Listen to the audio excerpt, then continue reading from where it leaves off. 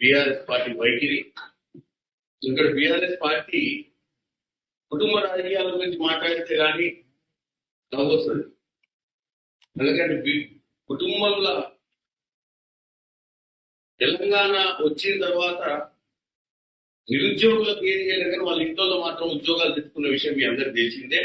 వాళ్ళ కుటుంబ సభ్యులను ఆఖరికి క్రియాశీలకంగా లేనటువంటి సంతోష్ రావును కూడా రాజ్యసభ పంపించి రోడ్లో ప్రజలలో నిలవడం.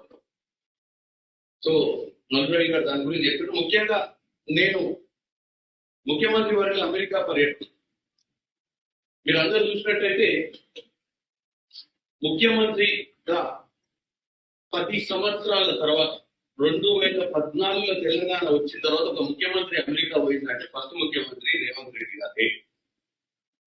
గత ముఖ్యమంత్రి మా అంటే సింగపూర్ చైనా బయటపెట్టు ఏది అది ఫామ్ హౌస్ ని దాటిపోని ముఖ్యమంత్రి కూడా వచ్చిన 8 నెలల 2 సార్లు విదేశాలకు పెట్టుబడుల కోసం పోతే దాన్ని కూడా తెలంగాణ ప్రజల ముందు వక్రీకరించి తెలంగాణ ప్రజల దగ్గర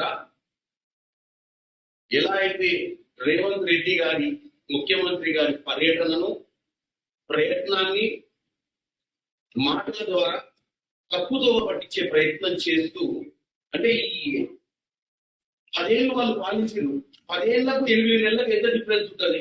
10 ఏళ్ల పాలనలో కిషన్ కన్నయ్య सूट बूट में बैंड बजाने अमेरिका गया नहीं.